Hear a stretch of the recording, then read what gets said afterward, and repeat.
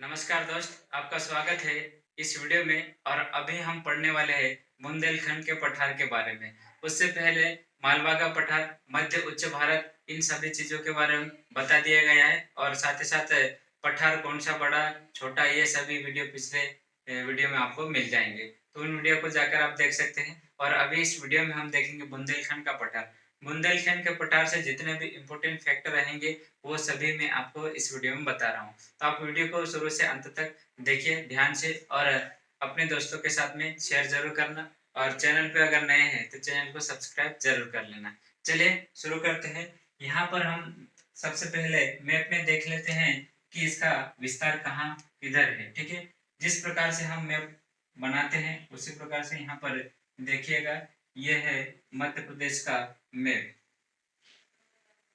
मध्य प्रदेश के मैप में बुंदेलखंड का पठार कहाँ पर स्थित है? तो बुंदेलखंड का पठार ये वाला हिस्सा, ये क्या है?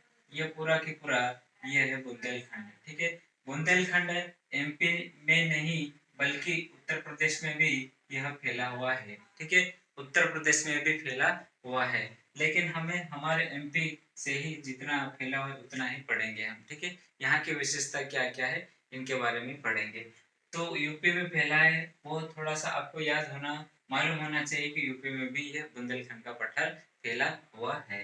बात करते हैं तो यह इस पठार के आइट साइड में कौन कौन से पठार या क्षेत्र लगते हैं। देखिएगा इधर इस पठार के, यह बुंदेलखंड का पठार है। इस पठार के पश्चिम में हम बात करते हैं, पश्चिम में। तो आपको उससे पहले मैंने मध्य भारत पठार के बारे में बताया है। तो मध्य भारत का पठार यहाँ पर स्थित है। ये क्या है? मध्य भारत का पठार। ठीक है, अगर आपसे बुंदेलखंड के पठार के पश्चिम में कौन सा भाग है तो ये क्या मध्य भारत का पठार भाग है। बात करें पूर्व में तो पूर्व में यहाँ पर यहाँ रीवा पन्ना का पठार आ जाता है। रीवा पन्ना का पठार आ जाता है। ठीक है, इसलिए ये पूर्व में क्या कहलाएगा? बुंदेलखंड के पठार से पूर्व में क्या कहलाएगा? रीवा पन्ना का पठार। बाद में इधर से हम बात करते हैं तो यहाँ पर इस वाले क्षेत्र से इधर के साइड देखेंगे तो ये वाला क्षेत्र मालवा का क्षेत्र कहलाता है। ठीक है, मालवा का क्षेत्र। ठीक है, मालवा का पठार भी बोल सकते हैं, मालवा का पठार है यहाँ पर। ठीक है, इसके बाद में हम बात करते हैं आगे। तो जस्ट जस्ट नीचे सबसे दक्षिण में ही कहेंगे तो यहाँ पर रीवा पन्ना का पठार फैला हुआ है।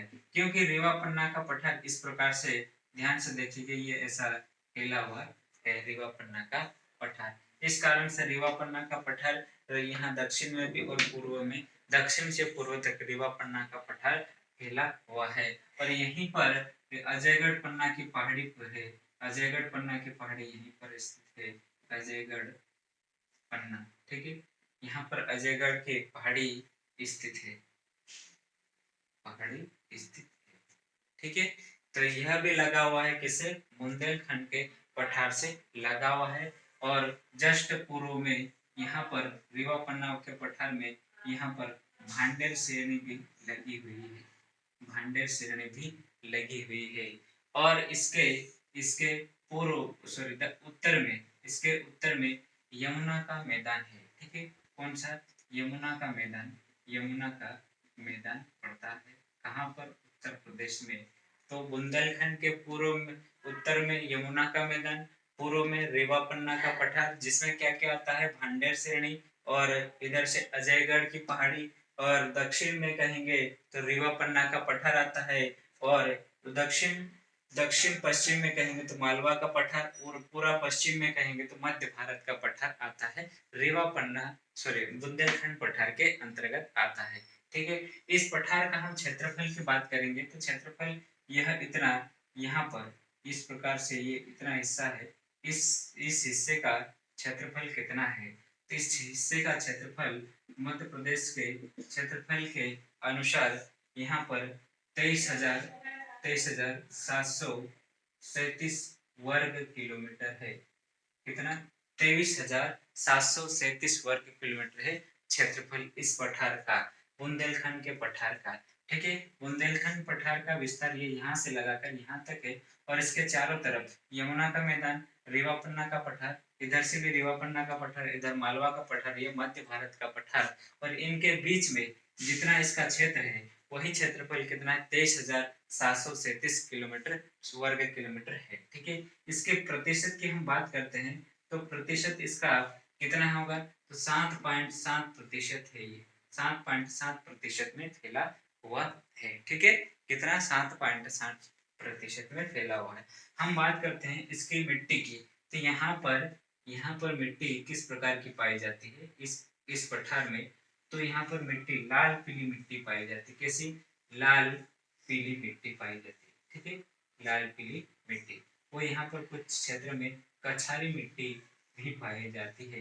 ठीक है, कछारी मिट्टी भी पाई जाती है। दिखाई दे रहा है आपको? क्षेत्रफल कितना है 23,737 वर्ग किलोमीटर।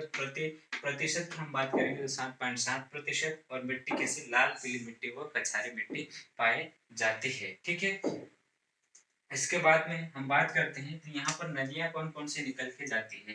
नदी की बात करेंगे तो नदियां यहाँ पर बेतवा और धशान, बेतवा, धशान और सिंध नदी। इस पठार से बेतवा नदी प्रमुख नदी है। ठीक है, दूसरी नदी है धसान नदी। ठीक है, और तीसरी नदी है सिंध नदी, सिंध नदी।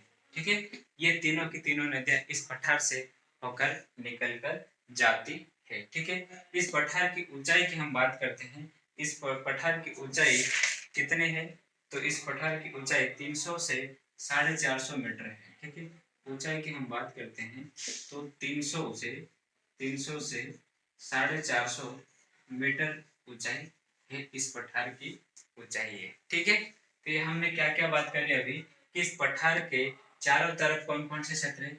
मध्य भारत का पठार पश्चिम में है, उत्तर में यमुना का मैदान है। ठीक है, पूर्व में रीवा पन्ना का पठार, दक्षिण में भी रीवा पन्ना का पठार, दक्षिण पश्चिम में मालवा का पठार। ठीक है, और पश्चिम में ये मध्य भारत का पठार। इसी रीवा के पन्ना के पठार में भांडर श्रेणी भी आती है, और अजयगढ़ पन्ना की पहाड़ी भी यहीं पर आती है। ठीक है, नदियां की हमने बात करी, बेतवा, धशान और सिंध नदी यहाँ से निकलती है, और ऊंचाई कितनी है 300 से 450 मीटर की ऊंचाई है इस पठार की। ठीक है, बात करते हैं इसका क्षेत्रफल 23,737 वर्ग किलोमीटर है, प्रतिशत 7.7% है, और मिट्टी लाल पीली मिट्टी पाई जाती है। ठीक है, आगे बात करते हैं इसी तरह से, इसको आप उतारना चाहे तो उतार सकते हैं वीडियो को रोककर। इस पठार के अंतर्गत कौन कौन से जिले आते हैं। ठीक है, तो इस पठार के अंतर्गत जैसे कि ये इस पठार का विस्तार इस प्रकार से है, ये पूरा क्या है, बुंदेलखंड का पठार। बुंदेलखंड के पठार में यहाँ पर थोड़ा सा हिस्सा, इतना इतना सा हिस्सा ये आता है भिंड का। ठीक है, भिंड का पूरा भिंड नहीं है, आधा भिंड इधर मध्य भारत के पठार के अंतर्गत आता है। भिंड के बाद में यहाँ पर दतिया जिला आता है। ठीक है, कौन सा जिला? दतिया जिला आता है। ठीक है, और दतिया के बाद में नीचे देखेंगे तो यहाँ पर शिवपुरी जिला आता है। ठीक है, शिवपुरी, आधा शिवपुरी, क्योंकि आधे शिवपुरी में मध्य भारत का पठार आता है। बाद में आगे बात करते हैं तो थोड़ा सा हिस्सा यहाँ पर पूरा अशोकनगर। ठीक है, अशोकनगर आता है। ठीक है, अशोकनगर के जस्ट बाद में बात करेंगे तो यहाँ पर सागर जिला आता है इस पठार के अंतर्गत, और सागर के बाद में इस पठार के अंतर्गत आता है टीकमगढ़। कौन सा? टीकमगढ़।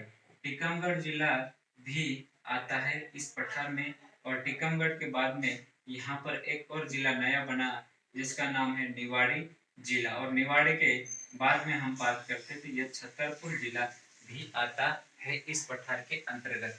तो भिंड का हिस्सा, दतिया का हिस्सा, शिवपुरी का हिस्सा, अशोकनगर का हिस्सा, सागर और टीकमगढ़ और छतरपुर और निवाड़ी, ये सारे के सारे जिले इस पठार के अंतर्गत आते हैं। ठीक है, और बात करते हैं तो इस पठार का जो क्षेत्रफल में यह पठार, ठीक है, यह पठार क्षेत्रफल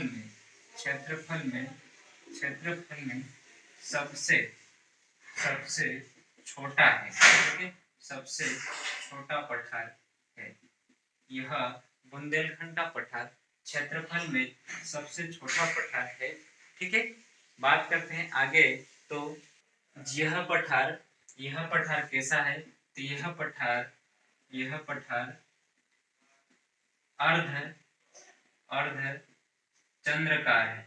कैसा है? अर्ध चंद्रकार है। ठीक है, इस पठार को अर्धचंद्राकार पठार कहा जाता है।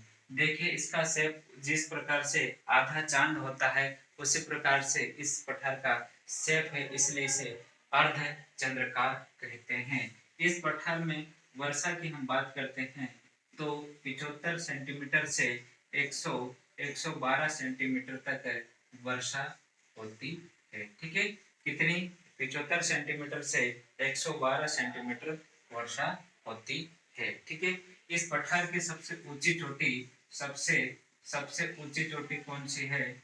इस पठार की सबसे ऊंची चोटी है सिद्ध बाबा। ठीक है, जिसका नाम क्या है? सिद्ध बाबा। सिद्ध बाबा की ऊंचाई कितनी है? सिद्ध बाबा की ऊंचाई कितनी है? तो सिद्ध बाबा की ऊंचाई की हम बात करते हैं तो 1172 मीटर है। इस पठार में सबसे ऊंची चोटी कौन सी? सिद्ध बाबा की चोटी है। ठीक है, बुंदेलखंड पठार का भाग जो कुछ क्षेत्र समतल मैदान में भी है। ठीक है, और यहाँ पर जैसे कि नदियां की बात हमने करी थी, बेतवा, धसान और सिंध नदियां यहाँ से निकलकर जाती है। और इस पठार में इन नदियों के द्वारा केन बेतवा केन बेतवा केन बेतवा केन बेतवा बेतवा नदी परियोजना बनाई गई है। नदी परियोजना बनाई गई है। ठीक है, केन बेतवा पर बुंदेलखंड के पठार में स्थित है। और इस पठार में यहाँ पर हीरा का उत्पादन किया जाता है। इस पठार में क्या? हीरा का उत्पादन किया जाता है इस पठार के अंतर्गत। ठीक है, तो ये भी ध्यान रखिएगा आप कि यहाँ पर जिले कौन कौन से आते हैं। तो भिंड, दतिया, शिवपुरी, अशोकनगर, सागर, टीकमगढ़, छतरपुर, निवाड़ी ये जिले आते हैं। और यह पठार क्षेत्रफल में सबसे छोटा है और यह पठार अर्धचंद्राकार है। कैसा है? अर्धचंद्राकार है। यहाँ पर वर्षा कितनी होती है? 75 से 112 सेंटीमीटर। और सबसे ऊंची चोटी इसकी क्या है? सिद्ध बाबा की चोटी है। और यहाँ पर इस पठार में हीरा का उत्पादन किया जाता है। और केन बेतवा नदी परियोजना इसी पठार के अंतर्गत आती है। ठीक है, ये एक श्रेणी का नाम है। यह पूछा गया प्रश्न था कि श्रेणी कौन कौन सी है। तो यहाँ पर विंध्यन श्रेणी। ठीक है, यह कौन सी श्रेणी? विंध्यन श्रेणी। और एक श्रेणी है भांडेर श्रेणी। ठीक है, भांडेर श्रेणी। ठीक है, भांडेर श्रेणी। एक और श्रेणी है फोना नामक श्रेणी। इसके बारे में कई बार प्रश्न पूछा गया था कि फोना की श्रेणी कहाँ पर है। तो ये कहाँ पर है?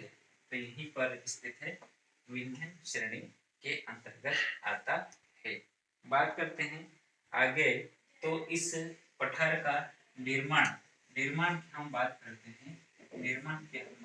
हैं तो प्री कैम्ब्रियन चट्टान से इस प्री कैम्ब्रियन चट्टान से